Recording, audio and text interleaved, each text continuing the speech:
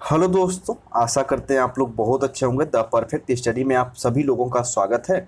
आज के इस क्लास में हम लोग डिस्कस करने जा रहे हैं बीएड सेकेंड सेमेस्टर के पेपर फर्स्ट। और पेपर फर्स्ट का नाम क्या है तो कहोगे सर ज्ञान और पाठ्यक्रम यानी नॉलेज एंड करिकुलम। ठीक है, नॉलेज एंड करिकुलम आपका पेपर फर्स्ट है। वीर बहादुर सिंह पूर्वांचल यूनिवर्सिटी का पेपर फर्स्ट है। यदि आप किसी अन्य यूनिवर्सिटी से हो तब भी पूरी क्लास को देख सकते हो मेरे भाई। बस शर्त यह है कि आपका भी पेपर ज्ञान और पाठ्यक्रम होना चाहिए। ठीक है, चलो उम्मीद करते इतना आप लोग समझे होंगे। और आज ये क्लास 3 है, इसके पहले 2 क्लास हो गई हैं। फर्स्ट क्लास में हम लोग सिलेबस को डिस्कस किए थे, सेकंड क्लास में हम लोग इंफॉर्मेशन और नॉलेज को डिस्कस किए थे। आज हम लोग समझेंगे ज्ञान के स्तर, level of knowledge. Very very important है मेरे भाई, ध्यान से सुनना। और अभी इसमें बता दूं कि इसमें आज हम लोग डिस्कस क्या करने जा रहे हैं तो ब्लूम की टैक्सोनॉमी। अब कहोगे सर जी ब्लूम की टैक्सोनॉमी तो हम फर्स्ट पेपर में पढ़े ही थे, तो मेरे भाई बहुत अच्छी बात है। जो लोग पहले से जुड़े थे और ब्लूम की टैक्सोनॉमी बिल्कुल अच्छे से समझे हैं उनको थोड़ा सा हेल्प मिलने वाली है, क्योंकि सेम चीज़ें आज हम वही चीज़ें समझेंगे। तीनों डोमेन को उनको जो 3 पक्ष दिए थे उन्होंने कि भावात्मक, ज्ञानात्मक, क्रियात्मक, तो साइकोमोटर वगैरह, उन सबको आज हम लोग डिस्कस करेंगे। और ये ज्ञान के स्तर भी यही होते हैं कि यानी इन स्तरों से जाते हुए ज्ञान के स्तर कंप्लीट होते हैं। इसको हम लोग आज की क्लास में डिस्कस करेंगे। आपको क्या करना है, पेशेंस के साथ पूरा लेक्चर देखो मेरे भाई, बिना नीचे ज़्यादा मतलब बहस किए हुए।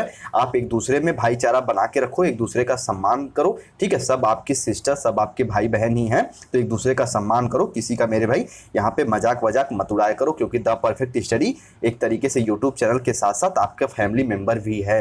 ठीक है, तो इसमें आप मैनर बना के रखा करो। नीचे ज़्यादा कमेंट में ज़्यादा मेरे भाई किसी को ऐसा बाड़ी का उपयोग मत करो जिससे किसी को डिस्टर्बेंस हो। ठीक है, चलो शुरू करते हैं। पेशेंस के साथ एक एक चीज़ समझो। सबसे पहले आज हम ज्ञान के स्तर में मेरे भाई मुख्यतः इसमें जो टॉपिक में पढ़ना रहता है वो है ब्लूम की टैक्सोनॉमी। ठीक है, ब्लूम का टैक्सोनॉमी यानी ब्लूम, देखो ज्ञान के स्तर का टैक्सोनॉमी आधारित वर्गीकरण। ठीक है, यानी ज्ञान के स्तर में मुख्यतः हम लोग ब्लूम जी को पढ़ेंगे कि ब्लूम जी आखिर कहते क्या है कि ज्ञान के स्तर किन किन चीज़ों से मिलके बनते हैं।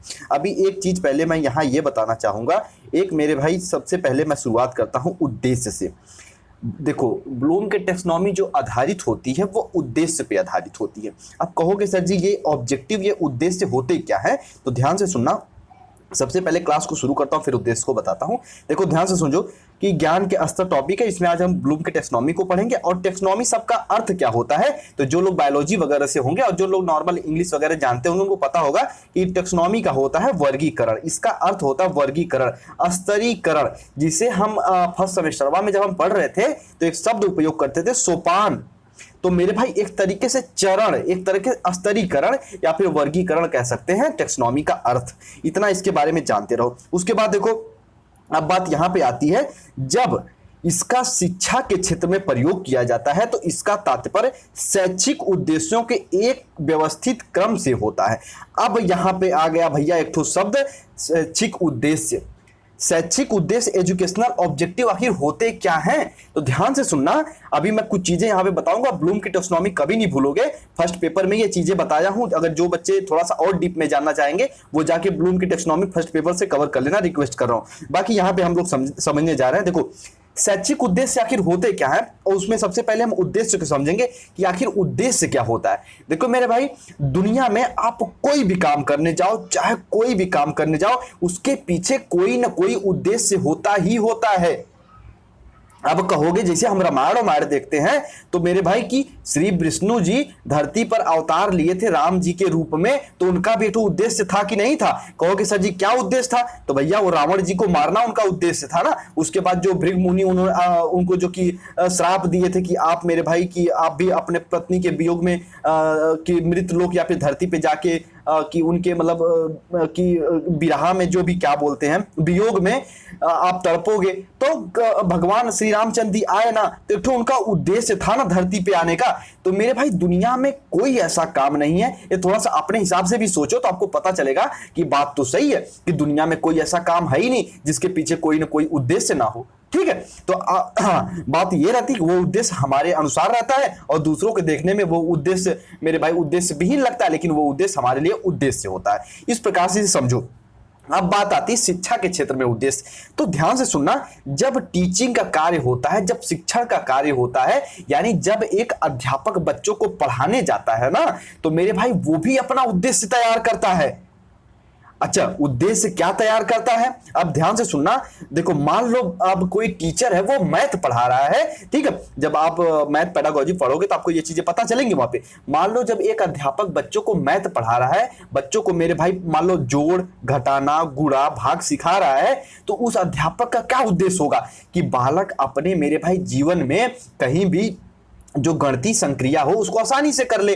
किसी दुकान पे जाए तो अगर वो पैसा वैसा लेना देना रहे तो आसानी से कर ले, और मेरे भाई मैथ वैथ के सवाल अच्छे से लगा ले। तो कोई भी शिक्षण का कार्य हो उसका भी अपना अपना उद्देश्य होता है। अब इन्हीं उद्देश्यों को बेंजामिन ब्लूम साहब ने 3 भागों में बांट के बताया था। वो 3 भाग कौन कौन से हैं वो चीजें हम अभी आगे पढ़ेंगे, ठीक है। ज्ञानात्मक पक्ष, भावात्मक पक्ष, क्रियात्मक पक्ष। तो ब्लूम साहब कहते हैं ज्ञान के स्तर में कि शैक्षिक उद्देश्यों को इस प्रकार डिजाइन किया जाए कि उसमें मेरे भाई तीनों डोमेन यानी तीनों पक्ष समावेशित हो जाएं। ये तो रहा भैया उद्देश्य के बारे में। उम्मीद करते हैं अगर आपसे पूछ दिया जाए कि शैक्षिक उद्देश्य से आप क्या समझते हैं तो आप बिल्कुल आसानी से लिख सकते हो कि कोई भी कार्य अगर किया जा रहा तो उसके पीछे कोई ना कोई उद्देश्य होता है। उसी प्रकार मेरे भाई शैक्षिक उद्देश्यों के अंतर्गत जब एक अध्यापक पढ़ाने जाता है तो उसके पहले कुछ उद्देश्य निर्धारित करता है। बच्चों का सर्वांगीण विकास करने के लिए, बालक को अच्छे से समझाने के लिए एक मेरे भाई अपनी तैयारी करता है, एक उद्देश्य बनाता है। जैसे अभी ये टॉपिक पढ़ाने से पहले मैं क्या किया, मान लो मैं ये पीडीएफ तैयार किया, उसके बाद मैं ये देखा कि कौन कौन से कंटेंट इसमें डालूं, उसके बाद कौन कौन से कंटेंट इसे हटा दूं। तो ये क्या हुआ, उद्देश्य निर्धारित कर रहा हूं, और मैं आगे आपका कौन कौन सा एग्जांपल दूंगा। तो ये क्या हुआ, तो मेरे भाई उद्देश्य तो निर्धारित कर रहे हैं। और आपको पता है कि जब हम पाठ्यक्रम लिखते हैं तो सबसे इंपॉर्टेंट उसमें होता है ऑब्जेक्टिव, सबसे इंपॉर्टेंट होता है उद्देश्य। तो वही मेरे भाई उद्देश्य को आज हम लोग डिस्कस करने जाएंगे कि कौन कौन से उद्देश्य होते हैं। उम्मीद करते हैं आप लोग इतना समझे होंगे।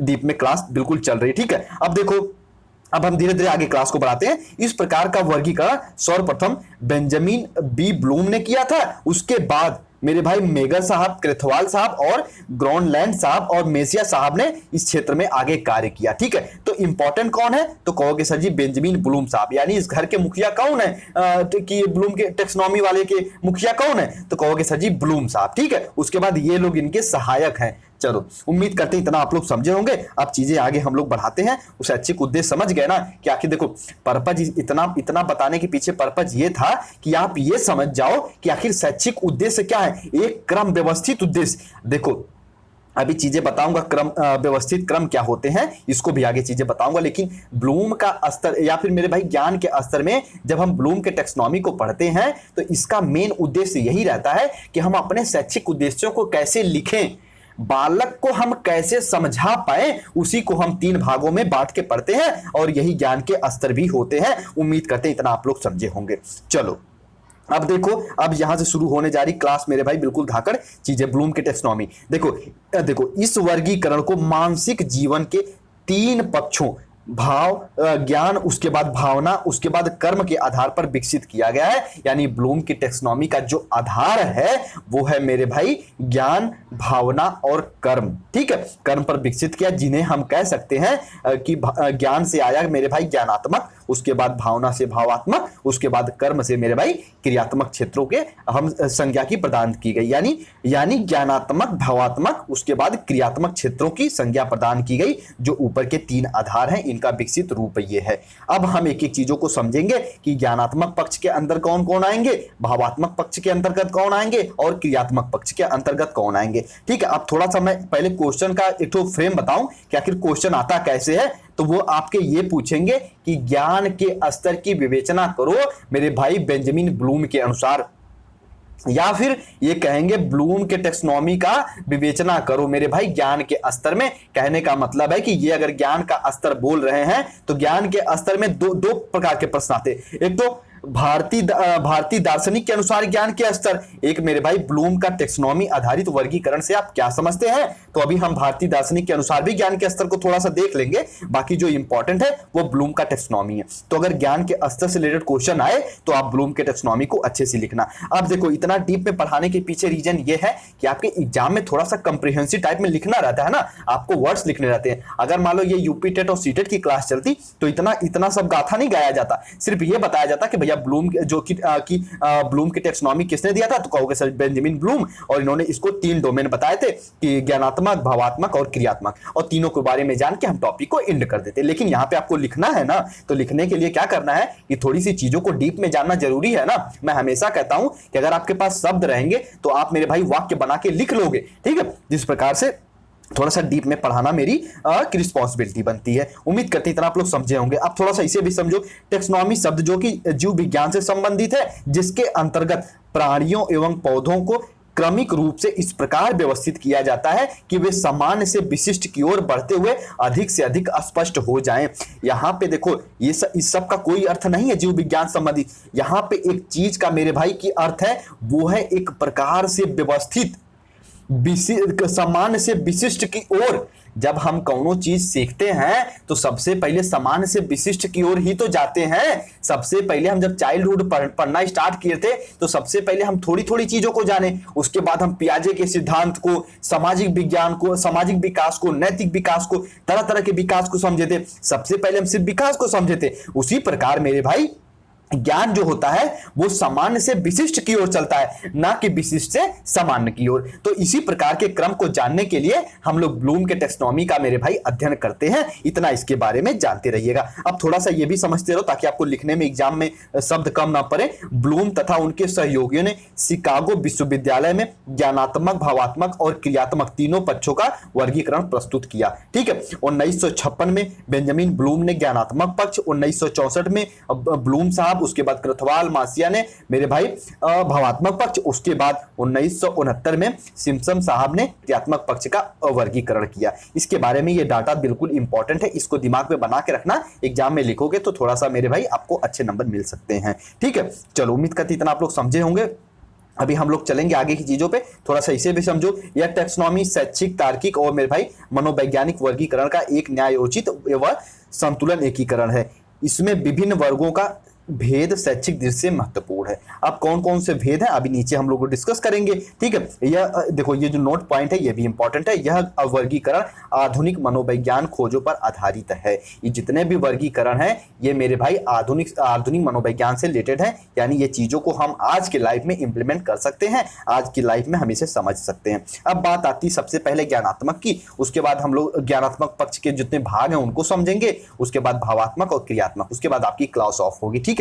थोड़ा सा परेशान मत हो, अभी यहाँ पे ध्यान दो। जो क्लास इंपॉर्टेंट चल रही मेरे भाई, ये आपके एग्जाम में हर साल पूछता है और इसको लेके बिल्कुल सचेत रहो, ठीक है। इसको बिल्कुल हवा में मत निकालो कि नहीं सर ये तो आसान है। चलो सबसे पहले समझेंगे ज्ञानात्मक पक्ष। तो देखो ज्ञानात्मक पक्ष के अंतर्गत वो आते हैं ना, सबसे पहले अपने लैंग्वेज बताता हूं, जो हम चीजें जानते हैं, जो हम चीजें तर्क करते हैं, हम सोचते हैं, यानी कि पहली बार हम जवन चीज देखते हैं उससे हमें जो मेरे भाई अनुभव प्राप्त होता है वो ज्ञानात्मक क्षेत्र के अंतर्गत आएगा, कॉग्निटिव डोमेन के अंतर्गत वो आएगा। ज्ञानात्मक क्षेत्र के अंतर्गत बौद्धिक पक्ष आते हैं, जिसका शैक्षिक दृष्टि से बहुत महत्वपूर्ण है। और उसके बाद देखो पहले क्या माना जाता था, यानी पूर्व काल में तो औपचारिक शिक्षा का एकमात्र उद्देश्य मस्तिष्क का परीक्षण ही माना जाता था। पहले की शिक्षा हमें दी जाती थी ताकि हमारा मस्तिष्क का परीक्षण हो सके, यानी हमारे बुद्धि का विकास हो सके।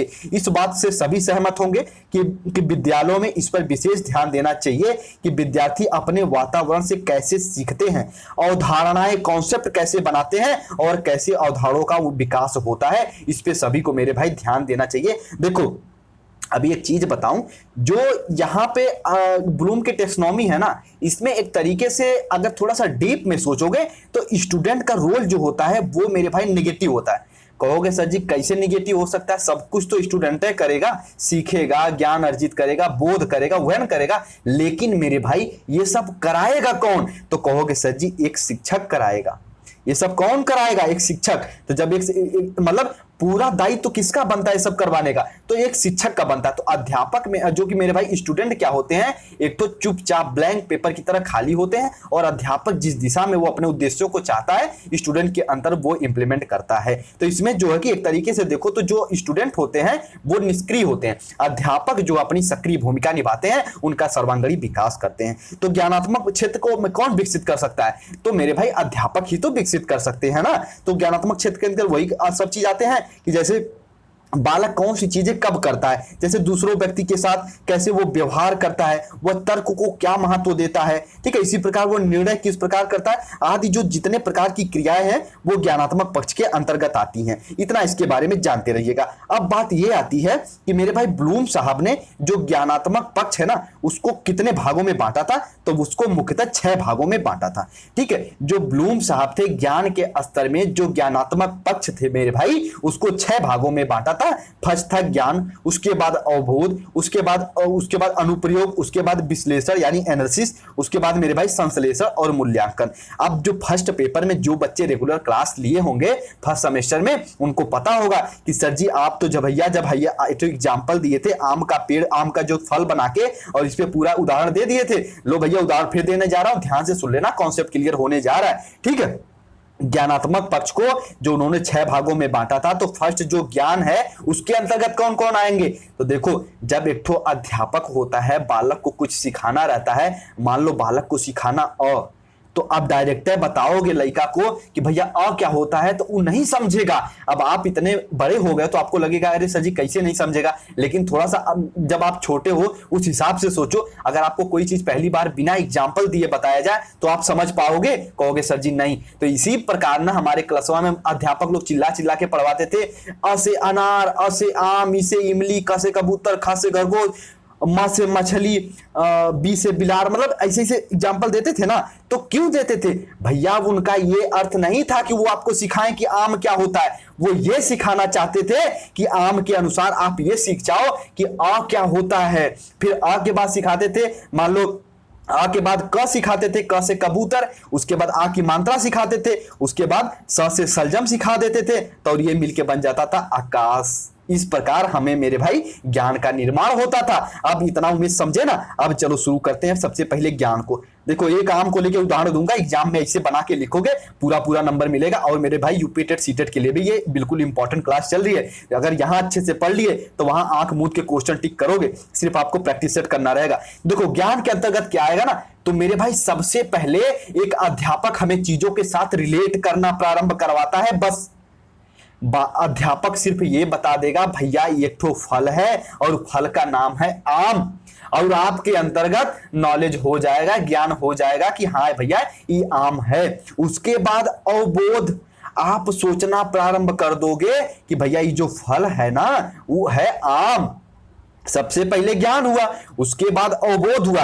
अभी जो एक चीज और यहां पे मैं क्लियर करते हुए चलूं, देखो अगर मैं चाहता तो इसको मेरे भाई की थोड़ा जल्दी जल्दी क्लास को ऑफ कर देता। मैं बस ये चाहता हूं ना कि शुरू में आपका कॉन्सेप्ट बिल्कुल क्लियर हो, आप कहीं इधर उधर भटको ना कि चीजें समझ में नहीं आई। अब देखो ज्ञान, उसके बाद अवबोध। कहोगे सर जी क्या हमें ज्ञान के बाद सीधे अनुप्रयोग नहीं कर सकते? तो मेरे भाई एक तो यहाँ चीज मैं आपको पढ़ के बताया था, जो अगर आप ध्यान से नहीं पढ़े होंगे तो आपको शायद ना समझ में आए, ठीक है। देखो यहाँ एक तो चीज हम लोग पढ़े थे कि टेक्सोनॉमी शब्द जीव विज्ञान से संबंधित है, जिसके अंतर्गत प्राणियों पौधों को हाई सब खत्म करो, इस सब का कोई मतलब नहीं है। अब देखो जिसके अंतर्गत पौधों को क्रमिक रूप से इस प्रकार व्यवस्थित किया जाए कि सामान्य से विशिष्ट की ओर।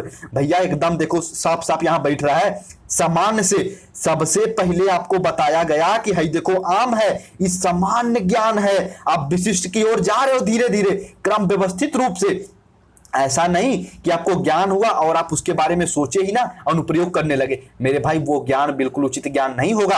आपके अंतर्गत ज्ञान हुआ, उसके बाद आप खुद में मेरे भाई खुद में अवबोध करोगे, उस चीज के बारे में सोचोगे कि हाँ ये आम है, जो सर जी बताए हैं ये आम है। उसके बाद उसका अनुप्रयोग करोगे मेरे भाई, ठीक है, यानी जो आम का आप अनुप्रयोग करोगे, उसके बाद उसका विश्लेषण करोगे। सब एक दूसरे से रिलेट करते हुए विश्लेषण का मतलब समझ रहे हो? आप ये करने लगोगे। अगर आपको बोल दिया जाए कि मेरे भाई फल को अलग करो, ठीक है, खट्टे फल को अलग करो, तो आप आम को अलग कर दोगे, नींबू को अलग कर दोगे। इस प्रकार से उसका आप विश्लेषण करने लगोगे। अब विश्लेषण के बाद आता है संश्लेषण। अगर मेरे भाई उन्हीं संश्लेषण को आप एक जितने आम वाम को आप अलग अलग रखे थे सबको एक जगह करना प्रारंभ कर दोगे कि खट्टे फल को एक जगह, मीठे फल को एक जगह, उसके बाद मेरे भाई उसमें भी जो विभेदीकरण है, कहने का मतलब है संश्लेषण में आप विभेदीकरण को मेरे भाई एक जगह करना प्रारंभ कर दोगे, तो एक दूसरे से सब रिलेट करते हुए। अब बात आती है मूल्यांकन की, तो भैया मुस्कुरा दोगे, कहोगे जी सर जी फर्स्ट पेपर में जो सबसे हमको परेशान किया शब्द वो था मूल्यांकन। ये भैया फोर्थ पेपर में था, बच्चे इसको लेके बहुत परेशान थे। आप थोड़ा सा इमेजिन करो, मतलब पीछे की चीजों को याद करो, मेमोराइज करो कि आप फोर्थ पेपर को लेके कितना परेशान थे। वैसे उसमें परेशान होने की बात नहीं थी, मैं आपको बोल रहा था कि झूठा आप परेशान हो रहे हो, सारी चीजें कवर हो जाएगी। हम लोग लास्ट में मैराथन भी लिए और कवर किए। तो मूल्यांकन क्या होता है, कहने का मतलब है जो ऊपर की सब चीजें हैं, जितना हम लोग 5 स्टेप कंप्लीट किए हैं, उनको मेरे भाई उनका लास्ट में हम इवैल्यूएशन करते हैं, मूल्यांकन करते हैं कि हम कौन से फल को कहाँ रखे, उसके बाद संश्लेषण कैसे किए, हमें ज्ञान कैसे हुआ, उन सब का हम मूल्यांकन करते हैं। उम्मीद करते हैं जो ज्ञानात्मक पक्ष है मेरे भाई, ज्ञान के स्तर में जो ज्ञानात्मक पक्ष ब्लूम साहब ने दिया था, इसको आप लोग बिल्कुल सबको अच्छे से समझ गए होंगे कि मेरे भाई ज्ञान से लेके मूल्यांकन तक। उम्मीद करते इतना समझे होंगे। अब हम लोग चलते हैं भावात्मक पक्ष पे, ठीक है। आप लोग यहाँ पे ध्यान दो, थोड़ा सा चीजें यहाँ पे समझिए और ईमानदारी के साथ, ठीक है। चलो भावात्मक पक्षों को समझेंगे। आखिर भाव से क्या, भाव से आप क्या समझते हो? कहते हैं कि भाव अगर मेरे भाई हमारे अंदर ना रहे, एक इंसान के अंतर्गत, ठीक है, देखो आप भी भोजन करते हो, एक जानवर भी भोजन करता है, ठीक है, एक जानवर भी भोजन करता है, आप भी भोजन करते हो, वो भी रात में सोते हैं, आप भी सोते हो। इस प्रकार से कुछ चीजें बिल्कुल वो भी आप भी की शोषण करते हो, वो भी शोषण करते हैं, ठीक है। तो कुछ चीजें सिमिलर होती, लेकिन मेरे भाई जो इंसान होता है ना, उसके अंदर इंसानियत होती है, उसके अंदर भाव होता है। कहोगे सर जी क्या जानवर के अंदर भाव नहीं होता? होता है मेरे भाई, मैं मान रहा हूं, लेकिन एक हद तक में होता है। अब ये बताओ, अगर एक छोटा सा बालक है, अगर एक मरकहा कोई मेरे भाई गाय हुए या फिर मरकहा बैल वैल है, तो वो बच्चे को चिन्हेंगे? कहोगे सर जी नहीं चिन्हेंगे। अगर वो मरकहे हैं, अगर खूंटा से छोड़ा गए तो उठा के पटक देंगे, चाहे लड़का हो चाहे घर का कोई हो। लेकिन आप अगर मान लो बहुत ज्यादा गुस्सैल हो और एक छोटे बालक को नहीं बल भर पीटोगे, तो क्या हुआ? आपके अंदर भाव है। तो मेरे भाई ये समझेंगे कि बालक के अंदर, ब्लूम साहब बताए थे कि अभी चलो एक चीज पहले बताऊं कि ये सब पढ़ाने के ज्ञान के स्तर में ये सब हम क्यों पढ़ते हैं।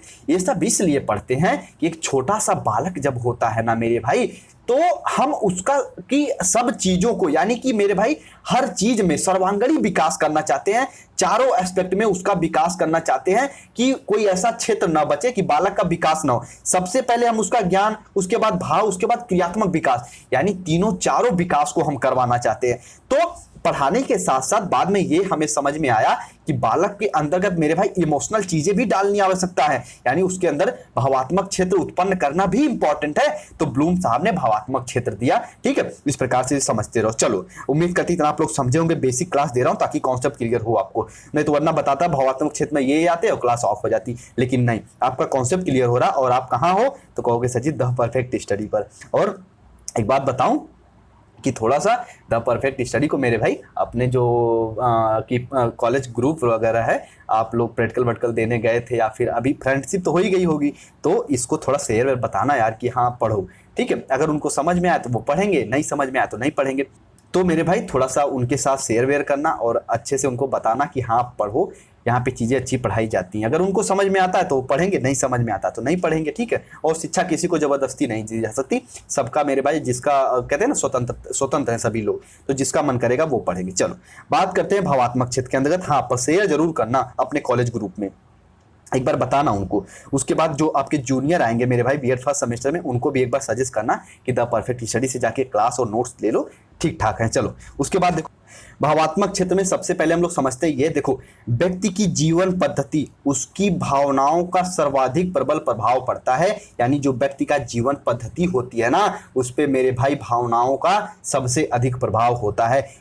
इसलिए भावात्मक समायोजन एवं नियंत्रण को महत्वपूर्ण स्थान दिया जाता है, जो उसके पाठ्यक्रम, व्यक्तित्व के विकास तथा मानसिक स्वास्थ्य की दृष्टि से विशेष महत्व रखते हैं। अब देखो पाठ्यक्रम शब्द आया ना, अब इसके बाद जो क्लास आएगी वो करिकुलम यानी पाठ्यक्रम से रिलेटेड ही रहेगी। तो आपके पेपर का नाम ही है नॉलेज एंड कैरिकुलम। तो नॉलेज तो हम पढ़ लिए, ज्ञान, आज ये ज्ञान की लास्ट क्लास है, इसके बाद एक क्लास और आएगी जिसमें हम औपचारिक और अनौपचारिक शिक्षा को जानेंगे, उसके बाद एक तरीके से नॉलेज खत्म हो जाएगा, फिर हम लोग कैरिकुलम को जानेंगे। तो मेरे भाई जब कैरिकुलम को हम लोग लिखते हैं, जो हम पाठ्यक्रम को लिखते हैं, तो उसमें भावात्मक क्षेत्रों का भी की उसमें चर्चा होनी चाहिए, ताकि बच्चों को मेरे भाई भावात्मक विकास भी हो जाए। इस प्रकार से इसका विशेष महत्व है भावात्मक क्षेत्र में, जो बेंजामिन ब्लूम साहब ने दिया था। बेंजामिन ब्लूम साहब ने इसको भी 5 भागों में बांट के बताया था। ठीक है, देखो जो फर्स्ट पेपर में हम लोग पढ़े थे, तो एकाध शब्द अगर अलग मिले तो ये मत सोचने लगना कि सर कि एकाध शब्द यहाँ पे व्यवस्थापन की जगह कुछ और वहां पे मिल जाए। तो मेरे भाई सब शब्द एक दूसरे से की मिलते जुलते ही रहते हैं। तो आपके जो सिलेबस में है ये वाले हैं, ठीक है, तो इसको समझते रहना। तो सबसे पहले आता है जो इंग्लिश है ना, उसको थोड़ा सा ध्यान रखना, क्योंकि हिंदी वाले शब्द अलग अलग हो सकते हैं। तो बेंजामिन ब्लूम ने भावात्मक पक्ष को 5 भागों में बांट के बताया। सबसे पहले होता आग्रहण यानी प्राप्ति, जिसे रिसीविंग कह सकते हैं। उसके बाद अनुक्रिया, फिर अनुमूल्यन, फिर व्यवस्थापन, उसके बाद मूल्य का लक्षण वर्ण। ठीक है, लक्षण वर्ण। इसके बाद हम लोग इसको समझेंगे। सबसे पहले हम लोग समझते हैं मेरे भाई आग्रहण को, ठीक है, यानी रिसीविंग, यानी कि प्राप्ति को समझते हैं। तो देखो वहां भी एग्जांपल दिया था, यहां पे एग्जांपल दूंगा कि सबसे पहले अध्यापक जब क्लास में जाता है और मान लो कि मोरल डेवलपमेंट या नैतिक विकास को पढ़ा रहा है, तो उसमें पहले अध्यापक क्या पढ़ाते हैं। मान लो एग्जाम्पल देते हैं कि आप मेरे भाई किसी भी गरीब को देखो तो उसकी सहायता करो, किसी भी दुखिया को देखो, किसी मेरे भाई की लाचार व्यक्ति को देखो जो मेरे भाई सहायता के काबिल हो, तो उसकी आप हेल्प करो। बच्चों को ये बताया जाता है शुरू में उनका मोरल डेवलपमेंट करने के लिए, ठीक है, सोशल डेवलपमेंट करने के लिए। तो आप बता दिए कि आप एक किसी भी असहाय व्यक्ति को, लाचार व्यक्ति को या फिर हेल्पलेस व्यक्ति को आप जो है कि सहायता करो। तो ये क्या हुआ, बालक के अंदर इसकी प्राप्ति हो गई कि हाँ सर ने बताया था कि कोई एक व्यक्ति है, बीमार है या फिर किसी अन्य कारण से परेशान है, तो उसकी हमें अपने अनुसार सहायता करनी है। ये अध्यापक ने आपको बता दिया। अब आप क्या करोगे, अनुक्रिया करोगे, रिस्पॉन्स करोगे। आप मेरे भाई किसी भी गरीब को देखे तो क्या करोगे, आप सबसे पहले अगर मेरे भाई उसको बहुत ज्यादा भूख लगी है, तो आपके पास अगर पैसे वैसे हैं तो आप उसकी सामान ला के दे दो, ठीक है, वो आके खा लेगा। तो आप जो अध्यापक ने आपको बताया था ना, तो आप क्या किए, उसको अनुक्रिया में लाए, ठीक है, उसको रिस्पॉन्डिंग में लाए। तो क्या हुआ, आप अनुक्रिया करिए, उसके बाद अनुमूल्यन, ठीक है, वेल्विंग करोगे। क्या इसका मतलब होता है मेरे भाई, ध्यान से सुनना, जो ऊपर की जितने भी चीजें किए हो, प्राप्ति किए हो, अनुक्रिया किए हो, आप उसमें देखोगे कि मेरे भाई जिसकी आप सहायता की हो ना, उसका आप एक तरीके से मूल्यांकन करोगे। उसके बाद व्यवस्थापन, ध्यान से सुनना, व्यवस्थापन क्या होता है, तो देखो व्यवस्थापन वो होता है ना कि आप उसमें मेरे भाई एक तरीके से विभेदीकरण करने लगोगे कि सभी लोगों का आप हेल्प नहीं करोगे। मान लो मैं एग्जांपल तब भी दिया था, मान लो यहाँ पे एक ठो कोई की बीमार पशु है या फिर मान लो एक ठो बीमार डॉग ही है, वो क्या करेगा, आप उसके पास नहीं जाओगे। इसलिए नहीं जाओगे कि आपको डर भी है कि मैं उसके पास जाऊंगा तो वो काट लेगा। सबसे पहले आपको सर ने क्या बताया था कि अगर कोई भी परेशान है उसकी आप हेल्प करो, और आपने हेल्प किया। लेकिन जैसे जैसे आप सामान से विशिष्ट की ओर जा रहे हो, तो आपको पता चला कि जो डॉग है उसकी मुझे सहायता नहीं करनी है, उसको मतलब कि दूर से ही सहायता करनी, पर उसके पास नहीं जाना क्योंकि वो मुझे काट भी सकता है, ठीक है। इस प्रकार से आप उसका व्यवस्थापन भी करने लगोगे। उसके बाद मूल्य या फिर मूल्य लक्षण वर्ण, यानी वो आपका एक तो मेरे भाई जीवन चरित्र बन जाएगा, एक तरीके से आपका हिस्सा बन जाएगा कि ठीक है, एक तरीके से जैसे अभी क्रियात्मक में भी ये चीज हम पढ़ेंगे कि ऊपर की जितने भी चीजें आप किए हो, किसी की हेल्प करोगे, वो आपके मेरे भाई चरित्र का, आपके मेरे भाई की जीवन का एक हिस्सा बन जाएगा। तो ये मूल्य का लक्षण या फिर वर्ण हो जाएगा। उम्मीद करते इतना आप लोग इसके बारे में भी समझे होंगे, ठीक है। चलिए उसके बाद अब बात करेंगे हम लोग क्रियात्मक या फिर मेरे भाई मनोचालित क्षेत्र, जिसको हम साइकोमोटर डोमेन भी कह सकते हैं, ठीक है। इसमें हम कोई भी चीज करके सीखते हैं। जैसे ध्यान से सुनना, क्रियात्मक उद्देश्यों का संबंध शारीरिक क्रियाओं के परीक्षण तथा कौशल के विकास से होता है। इसका सीधा संबंध औद्योगिक एवं व्यावसायिक परीक्षण से होता है। इसके अंतर्गत नाड़ी तंत्र तथा मांसपेशियों का समन्वय होता है। कहने का मतलब है हम अपना हाथ वार डुला वला के या फिर कोई कार्यवार करके सीखते हैं। जैसे जैसे इस समन्वय का स्तर ऊपर उठता जाता है, कार्य अधिक स्पष्ट होता जाता है। अभी क्या ये चीज समझ में नहीं आए ना, इसका समन्वय स्तर ऊपर उठता जाता है, अभी नीचे बताऊंगा साइकिल का एग्जांपल देके, ठीक है।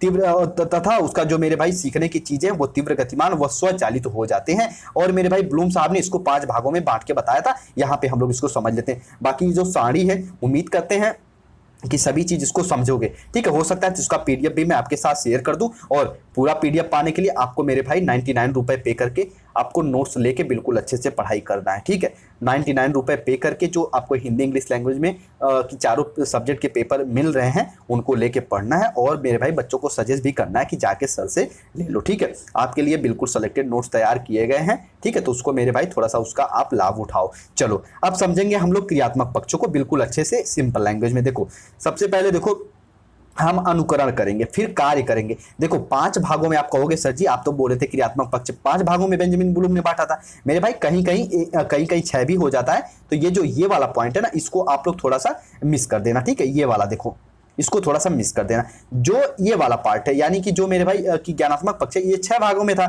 और ये 5 भागों में, ये भी 5 भागों में।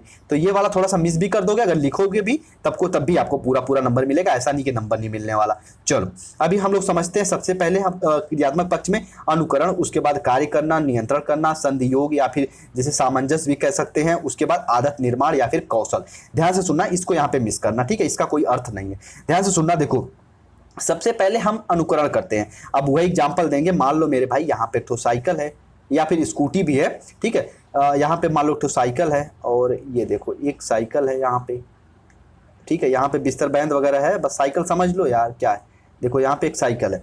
अब क्या करोगे, सबसे पहले यहाँ पे कोई एक व्यक्ति चला रहा है, और आप यहाँ पे छोटे से बालक हो नन्हे से, और यहाँ देख रहे हो कि हाँ अंकल जी साइकिल ऐसे ऐसे चला रहे हैं, पौडील मार रहे हैं। यहाँ मान लो पौडील है, ये पौडील ओडील ऐसे मार रहे हैं, चला रहे हैं। आप अनुकरण कर लिए। ठीक है, आप अनुकरण कर लिए कि भैया साइकिल ऐसे ऐसे चलानी है। उसके बाद जैसे ही अंकल जी साइकिल खड़ी करके जाएंगे, मान लो गलती से ताला नहीं मारे हैं, तुरंत साइकिल उठा के आप फुर्र हो जाओगे और सबसे पहले कैंची मारने लगोगे। उसके बाद आप कार्य, उसके बाद धीरे धीरे गद्दी चलाने लगोगे। सबसे पहले कैंची मारते हैं ना, उसके बाद गद्दी चलाते हैं, तो गद्दी पे बैठ जाओगे। फिर धीरे धीरे क्या होगा, आप एक आध बार गिरोगे, वैसे वैसे जाओगे, कहीं गिर उड़ जाओगे। उसके बाद नियंत्रण करोगे। ठीक है, आप उसके बाद नियंत्रण करोगे। सबसे पहले अनुकरण किए, फिर धीरे धीरे चलाना सीखोगे, उसके बाद उस पर नियंत्रण करोगे। थोड़ा सा पहले दोनों हाथ पकड़ के चलाओगे, फिर एक हाथ से चलाना लगोगे, और एक हाथ से अपना घड़ी देखोगे। इस प्रकार से ये सब हुआ, नियंत्रण करना प्रारंभ कर दोगे। उसके बाद धीरे धीरे सामंजस्य स्थापित करोगे। सामंजस्य मतलब समझ रहे हो कि मेरे भाई कि सबसे पहले आप साइकिल को धीरे धीरे, अब आप दूसरों की अपेक्षा में साइकिल को अपनी तुलना करने लगोगे, सामंजस्य स्थापित करने लगोगे कि दूसरा व्यक्ति आपसे साइकिल अगर तेज चला रहा है तो आप भी तेज चलाना प्रारंभ कर दोगे। एक तरीके से आप बीच में संधि योग या फिर सामंजस्य स्थापित करने लगोगे। ठीक है, उसके बाद आदत निर्माण या फिर कौशल। ये जो साइकिल चलाना आपका मेरे भाई आदत निर्माण बन जाएगा, और आप अधिगम की प्राप्ति कर लोगे। ये तो आ गया क्रियात्मक पक्ष के अंतर्गत। उम्मीद करते हैं आप लोग तीनों डोमेन को बिल्कुल बेसिक लैंग्वेज में समझे होंगे कि मेरे भाई ज्ञानात्मक पक्ष, भावात्मक पक्ष और जो कि क्रियात्मक पक्षों के अंतर्गत ज्ञान के स्तर में इनका क्या अर्थ होता है। जितने भी एग्जाम्पल दिया हूं ना, अगर एग्जाम्पल देके ना समझाता ना तो आपको समझ में नहीं आता। तो उम्मीद करते हैं सारी चीज़ों को समझेंगे। इसका हो सके तो स्क्रीनशॉट भी ले लो। अगर मेरे भाई स्क्रीनशॉट नहीं ले रहे हो तो इसका पीडीएफ भी मैं शेयर कर दूंगा, क्योंकि ये इंपॉर्टेंट पॉइंट है। बाकी जो बच्चे नोट्स लिए हैं तो उसमें ये सब सारी चीज़ें मेंशन हैं बिल्कुल बेसिक लैंग्वेज में, वो तो बिल्कुल अच्छे से पढ़ाई कर रहे होंगे। अब बात ये आती है ना, आपके एग्जाम में हर साल पूछता रहता है कि ज्ञानात्मक पक्ष, भावात्मक पक्ष और क्रियात्मक पक्ष में पारस्परिक संबंध की विवेचना करो। तो आप ये बताओ, अभी मैं ऊपर बताया था कि सब क्रम व्यवस्थित हैं, यानी ज्ञानात्मक पक्ष के बिना भावात्मक पक्ष, भावात्मक पक्ष के बिना क्रियात्मक पक्ष मेरे भाई नहीं हो सकता। तो तीनों एक दूसरे से मेरे भाई की तीनों का एक दूसरे में संबंध है, ये कहने का अर्थ है। अब इसे समझो, ब्लूम की टेक्सोनॉमी के अंतर्गत वर्गीकृत ज्ञानात्मक, भावात्मक और क्रियात्मक क्षेत्र एक दूसरे से पूर्णतः पृथक नहीं किए जा सकते, यानी एक दूसरे से ये अलग नहीं किए जा सकते, खुद में ये एक दूसरे से रिलेट करते हुए हैं। ठीक है, चलो इसका सबसे प्रमुख कारण यह है कि क्षेत्र की उपलब्धि का अन्य क्षेत्रों की उपलब्धि पर काफी प्रभाव पड़ता है। देखो ध्यान से सुनो, अगर ज्ञानात्मक पक्ष आपके अंतर्गत नहीं होता है, ठीक है, अगर मान लो आपके अंदर ज्ञानात्मक पक्ष नहीं होता है तो आपके अंदर भाव भी उत्पन्न नहीं होगा। अगर आपको कोई चीज का ज्ञान नहीं है तो क्या बताओ आप उसको मेरे भाई उसका आप भाव उत्पन्न कर पाओगे। उदाहरण के लिए ये समझो कि अगर किसी वस्तु की आप में अभिरुचि नहीं है तो उसका ज्ञान आपको होगा। अब आप अगर किसी चीज के बारे में इंटरेस्ट नहीं रखते हो, उसके बारे में आपकी इच्छा नहीं है, तो उसका ज्ञान आपको प्राप्त नहीं होगा। तो ये सब एक दूसरे से रिलेट करते हुए हैं। इसी प्रकार कार्य की गुणवत्ता बढ़ाने के लिए आपके अंतर्गत अभिरुचि व अभिवृत्ति का होना दोनों इंपॉर्टेंट है। तो ये तीनों पॉइंट एक दूसरे से रिलेट करते हुए हैं। उम्मीद करते इतना आप लोग समझे होंगे। ठीक है, चलो अब बात ये करते हैं कि पाठ्यक्रम के निर्माण में ब्लूम के वर्गीकरण का महत्व हर साल आपकी एग्जाम में पूछता, अब की बार भी पूछेगा। अब वैसे बता देता हूं, इंपॉर्टेंट क्वेश्चन में इसको लिख लेना कि पाठ्यक्रम के निर्माण में ब्लूम के वर्गीकरण का महत्व। और कुछ मेरे भाई स्टूडेंट और छात्र छात्राएं और देसी भाषा में कहें तो लड़का लड़की ये कह रहे थे कि सर जी ये नोट्सवा में आप जो कह रहे थे प्रीवियस ईयर क्वेश्चन के आंसर्स हैं वो तो नहीं मिल पा रहे हैं। तो मेरे भाई थोड़ा सा अपना कॉमन सेंस लगाओ कि ये जो टॉपिक है ये प्रीवियस ईयर क्वेश्चन ही तो है। आपके बार पिछले साल मेरे भाई 19 में ये पूछा गया था कि पाठ्यक्रम के निर्माण में ब्लूम के वर्गीकरण के महत्व की विवेचना करो। तो ये क्या हुआ, क्वेश्चन ही तो हुआ। एक अध्यापक का कार्य मेरे भाई सहायक के रूप में होता है, ठीक है। अब मैं आपको सहायता दे दिया, ये टॉपिक बना के दे दिया, अब क्वेश्चन का आंसर लिखना आपका फर्ज है। अब आपको मैं पेन पकड़ के क्वेश्चन नहीं ना लिखवाऊंगा, थोड़ा सा आप भी अपना एफर्ट लगाओ क्वेश्चन का। मेरे भाई जब मैं इंपॉर्टेंट क्वेश्चन शेयर करूंगा, जो लोग पीडीएफ लेंगे, तब इन सब चीजों को आपको महत्व पता चलेगा, ठीक है। उम्मीद करती इतना समझे होंगे आप लोग। चलो अभी बात करते हैं पाठ्यक्रम के निर्माण में ब्लूम का वर्गीकरण महत्व, ठीक है। तो सबसे पहले ये समझो कि पाठ्यक्रम के निर्माण में ब्लूम के वर्गीकरण का महत्व क्या है। इसको पहले मैं अपने लैंग्वेज बताता हूं। कहते हैं ना, कुछ बच्चे ये कह रहे थे कि सर जब एग्जाम में कॉपी लिख रहे थे तो लग रहा था आपकी वॉइस कान में ऐसे गूंज रही है और कॉपी लिखते जा रहे थे। तो ध्यान से सुनो, अपने लैंग्वेज में बता दूं कि पाठ्यक्रम के निर्माण में ब्लूम के वर्गीकरण का महत्व क्या है। देखो मेरे भाई, एक शब्द मैं ऊपर बताया था उद्देश्य, यहाँ पे देखो इसको एक शब्द होता है, अभी ध्यान से सुनो, पहले बता ही देता हूं। यहाँ पे समझो कि एक होता है देखो उद्देश्य। तो अगर हम पाठ्यक्रम का निर्माण कर रहे हैं ना, तो हमको कुछ उद्देश्यों का मेरे भाई चयन करना तो इंपॉर्टेंट है ही है। अब बात ये तब आके फंसी कि हम कौन कौन से उद्देश्य का चयन करें। जब पाठ्यक्रम के निर्माण में हमें उद्देश्य का चयन करना, अब ये बताओ अगर आप पढ़ाने जा रहे हो अध्यापक बालक को, तो आप कुछ ना कुछ उद्देश्य तो निर्धारित करोगे ना, कहोगे हाँ सर जी करेंगे। तो जब पाठ्यक्रम का निर्माण करते हो, जब क्लास स्टार्ट करने से पहले आप पीडीएफ मेंटेन करते हो, आप कोई चीज, आप मान लो कि मेरे भाई चार्ट पे कोई चीजें बनाते हो, तो आप क्या करते हो, वो आप पाठ्यक्रम का निर्माण ही तो कर रहे हो, तो उसके पहले आप उद्देश्य लिखते हो। तो बात आके ये फंसती है कि हम कौन कौन से उद्देश्य को लिखेंगे। तब एक तो मेरे भाई मनोवैज्ञानिक आते हैं, उनका नाम था ब्लूम साहब, और वो बताते हैं कि भैया 3 चीजों का हम लोग उपयोग कर सकते हैं, 3 चीजों के अनुसार उद्देश्य का निर्धारित कर सकते हैं। और वो तीन चीजें कौन कौन सी थी, तो कहोगे सर जी ज्ञानात्मक क्षेत्र, भावात्मक क्षेत्र और क्रियात्मक क्षेत्र। देखो तीनों चीजों में सब चीजें आके मेरे भाई एडजस्ट हो जा रही हैं। सबसे पहले हम बालक को पाठ्यक्रम का निर्माण कर रहे हैं, उसके व्यक्तित्व का विकास कर रहे हैं ना, तो उसके अंतर्गत हम ज्ञान डालेंगे, ठीक है, नॉलेज का हम विकास करेंगे। चलो भैया नॉलेज का विकास तो हो गया, अब हमको किसका विकास करना है, तो कहोगे सर जी उसके अंदर हम भाव को जगाएंगे। अगर मेरे भाई किसी व्यक्ति के अंदर अगर भाव नहीं है तो उसका कोई जीने का मतलब है नहीं, वो पत्थर के समान है बिल्कुल। तो भाव का भी होना अनिवार्य है। तो मेरे भाई उसके बाद हम उसके अंदर भाव जगाएंगे। तो पाठ्यक्रम में ऐसी सी चीजों को डालेंगे ताकि बच्चे के अंदर थोड़ा सा भाव उत्पन्न हो। उसके बाद ज्ञान भी हो गया, भाव भी हो गया। अब मेरे भाई इन सबको चलाने के लिए क्या करेंगे, तो हम क्रियात्मक पक्ष, ठीक है, हम साइकोमोटर का कि मेरे भाई उस डोमेन का हम लोग डेवलपमेंट करेंगे। तो ये उद्देश्य हो गए। तो मेरे भाई ब्लूम के वर्गीकरण में अगर हम ये कहें कि पाठ्यक्रम के निर्माण में ब्लूम के वर्गीकरण का वेरी वेरी इंपॉर्टेंट रोल है मेरे भाई, कि बहुत ही अधिक महत्वपूर्ण रोल है। इतना इसके बारे में जानते रहिएगा। अब हम थोड़ा सा इसको एजुकेशनल रूप में समझते हैं कि देखो यद्यपि पाठ्यक्रम के क्षेत्र से संबंधित सभी व्यक्तियों ब्लूम व उसके सहयोगियों द्वारा प्रस्तावित शैक्षिक उद्देश्यों के सूक्ष्म वर्गीकरण से पूर्णतः सहमत नहीं थे। अब अगर कोनो चीज अच्छी आ रही है, सब लोग उसका मेरे भाई सपोर्ट नहीं ना करेंगे। अब जैसे द परफेक्ट स्टडी 99 रुपए में नोट्स प्रोवाइड कर रहा है, तो कुछ स्टूडेंट नोट्स ले लेते हैं, उसके बाद कहते हैं सर नोट्स ये है, नोट्स वो है। बाकी कुछ लोग ऐसे भी हैं जो मतलब कहते हैं ना, जो दिल के सही हैं या फिर जो अच्छे हैं, वो क्या कहेंगे, सर बहुत अच्छी बात है। वो उनको अगर नोट्स यूजफुल लगा तो वो बिल्कुल फीडबैक देते हैं कि हाँ सर सही है। या फिर जो क्लास चली थी उसके बाद जब आप पेपर दे के आते थे, तो मैं कहता था कि फीडबैक देना जरूर, क्योंकि भैया मेरी भी रिस्पॉन्सिबिलिटी है, मेरी भी कुछ छाएं होती है कि जो मैंने पढ़ाया बच्चों को समझ में आया कि नहीं आया, उसका मेरा एक तरीके से असेसमेंट हो रहा था। तो बच्चों ने फीडबैक भी दिया।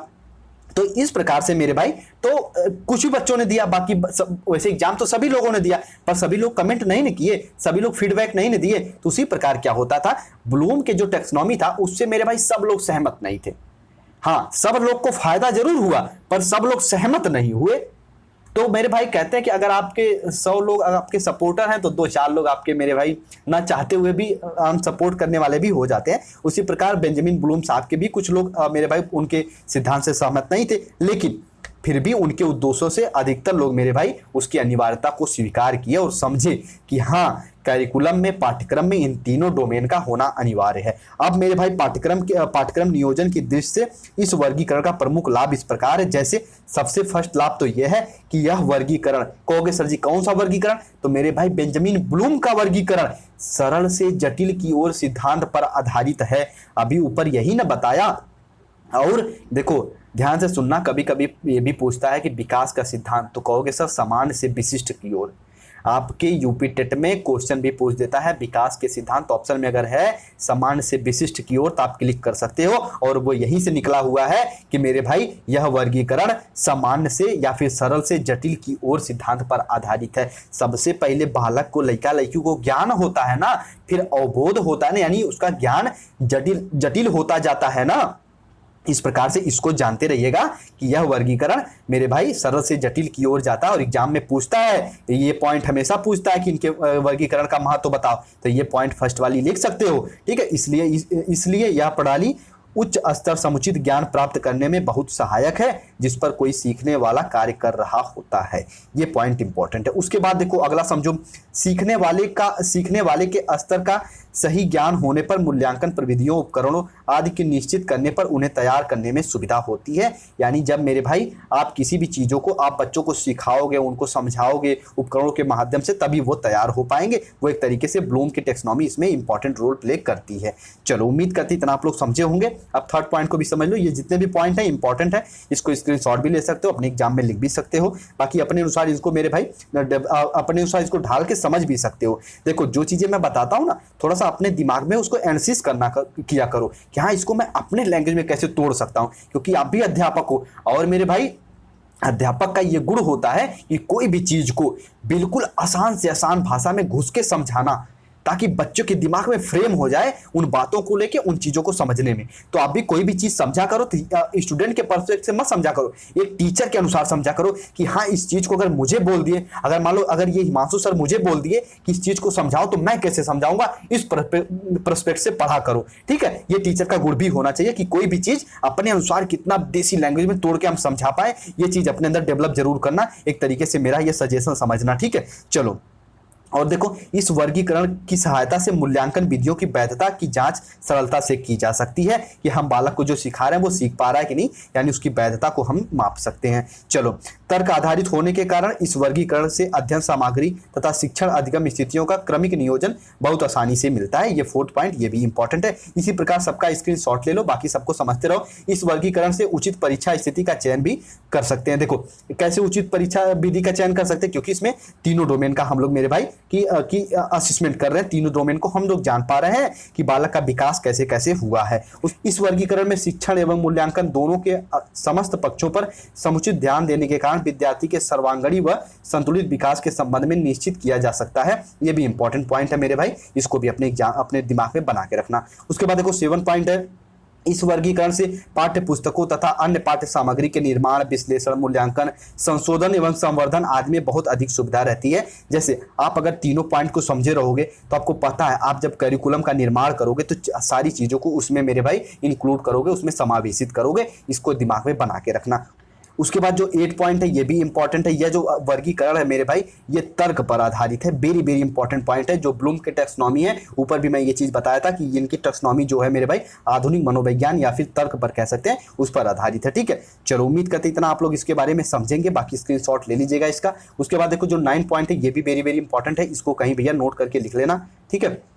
पाठ्यक्रम के क्षेत्र में, ठीक है, पाठ्यक्रम के क्षेत्र में अनुसंधान के लिए यह वर्गीकरण मेरे भाई उपयोगी सिद्ध है। उसके बाद नवीन शोध और क्षेत्र भी प्रस्तुत कर रहे हैं, यानी ये जो ज्ञानात्मक पक्ष, भावात्मक पक्ष, क्रियात्मक पक्ष हैं, ये नए नए क्षेत्र को ओपन कर रहे हैं। उसके बाद ज्ञानात्मक, भावात्मक और क्रियात्मक तीनों पक्ष से संबंधित होने से यह वर्गीकरण औद्योगिक व्यावसायिक प्रशिक्षण के पाठ्यक्रम के निर्माण में बहुत अधिक मेरे भाई इंपॉर्टेंट रोल प्ले करते हैं। जितने भी पॉजिटिव पॉइंट है उसमें 10 से 12 पॉइंट बना के लिख सकते हो बेंजामिन ब्लूम के। अब देखो थोड़ा सा इसे भी समझ लो, छोटी सी टॉपिक है ज्ञान के स्तर, ज्ञान का भारतीय दृष्टिकोण में। वेरी वेरी इंपॉर्टेंट है, ज्ञान के स्तर पूछता है मेरे भाई, ठीक है, कि इंडियन व्यू ऑफ नॉलेज, यानी मेरे भाई वेरी वेरी इंपॉर्टेंट है। ये टॉपिक आपके एग्जाम में पूछता भी है कि भारतीय दृष्टिकोण के अनुसार ज्ञान के स्तर को आप एक बार विवेचना करो। तो चलो तब इसे समझ लो थोड़ा सा। भारतीय आध्यात्मिक दर्शनों के अनुसार ज्ञान वह है जो मनुष्य को उन्नत करता है। अब पता है कि इंडियन मेरे भाई थोड़ा सा आध्यात्मिक की ओर ज्यादा झुकाव रहता है, तो हमको यही लगता है कि जो ज्ञान होता है वो हमारे अंदर से मेरे भाई हम कहते हैं हम स्वयं को जानना ही ज्ञान होता है, ये कहने का अर्थ है। तथा उसके उसके लिए मुक्ति का मार्ग प्रशस्त करता है। ज्ञान अज्ञानता, डर और अंधविश्वासों को दूर करता है। वेरी वेरी इंपॉर्टेंट पॉइंट है, इससे आप सभी लोग सहमत होंगे कि हाँ सर बात तो सही है। अगर हमें ज्ञान मेरे भाई हो गया तो हम अज्ञानता, डर और अंधविश्वास को दूर कर सकते हैं। जैसे क्या होता था कि पहले शुरू में कहते थे भैया वो पीपरे के नीचे चुड़ैल रहती है, लेकिन बाद में जब हमें ज्ञान हो गया तो हम उस पीपरे के नीचे जाके भैया घूमते फिरते थे, साइकिल चलाते थे। तो ये ज्ञान के निर्माण से अंधविश्वासों को दूर होता था। उसके बाद चरित्र का निर्माण करता है, फिर हमें अनुशासित भी करता है। ठीक है, किसी भी वस्तु के ज्ञान के संबंध मन में होता है। अभी देखो ये पॉइंट भी इंपॉर्टेंट है। ठीक है, किसी भी वस्तु के ज्ञान का संबंध मन में होता है, यानी हम स्वयं में जानते हैं, स्वयं का विकास होता है। इस प्रकार से इसे जानते रहना। अब देखो ये ऊपर भी बताया था मेरे भाई कि इसके 3 संघटक होते हैं, यानी ज्ञान के 3 संघटक होते हैं। कौन कौन से? उसके बाद ज्ञेय होता है, उसके बाद ज्ञाता, उसके बाद ज्ञान। इसकी प्रक्रिया ये सब है। अब देखो अब अगर ऊपर नहीं समझे थे ज्ञेय ज्ञाता क्या होता, तो यहाँ समझ लो, थोड़ा सा हाईलाइट भी किया हूँ देखो कलर में, कि किसी विषय की ज्ञान को ज्ञेय कहा जाता है। अगर आपके सामने ये आम है ना, इसके बारे में आपको पता चला तो भैया ये ज्ञेय हो गया। ठीक है, जिसे ज्ञान होता है उसे ज्ञाता कहते हैं। अब आम के बारे में आपको पता चला ना, तो आप ज्ञाता हो।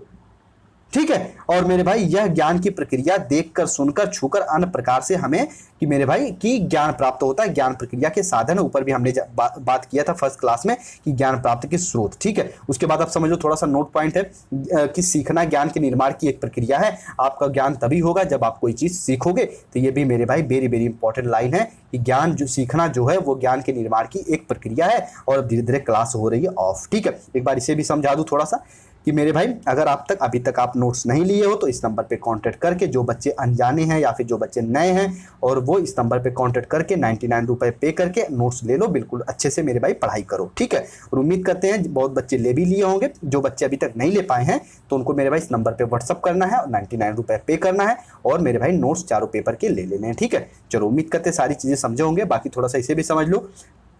इस प्रकार स्पष्ट है कि ज्ञान के बारे में भारतीय संदर्भ में देश, काल, पात्र मतलब व्यक्ति की भूमिका पर बल देते हैं। जो मेरे भाई इंडियन जो नॉलेज होते हैं या इंडियन संदर्भ में जो ज्ञान के बारे में बताते हैं इंडियन फिलोसफर, वो ये बताते हैं कि हम मेरे भाई व्यक्ति पर की जोर देते हैं। ज्ञान का संदर्भ हम व्यक्ति से समझते हैं।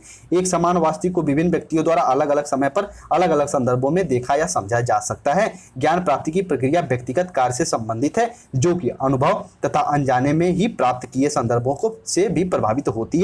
जैसे गौतम बुद्ध जी को अनजाने में ही तो ज्ञान प्राप्त हुआ था, अलौकिक ज्ञान। इस प्रकार से इन सब चीजों को समझते रहिएगा। उम्मीद करते इतना आप लोग समझे होंगे। बाकी अपना ख्याल रखिए। चैनल पर नए हैं तो चैनल को सब्सक्राइब करके जुड़ भी सकते हैं अगर आपको क्लास अच्छी लगती है, और हाँ अपने फ्रेंड सर्कल में शेयर जरूर करना। बाकी मेरे भाई इन्फॉर्मेशन के लिए और भी चीज़ों के लिए आप टेलीग्राम ज्वाइन कर सकते हो।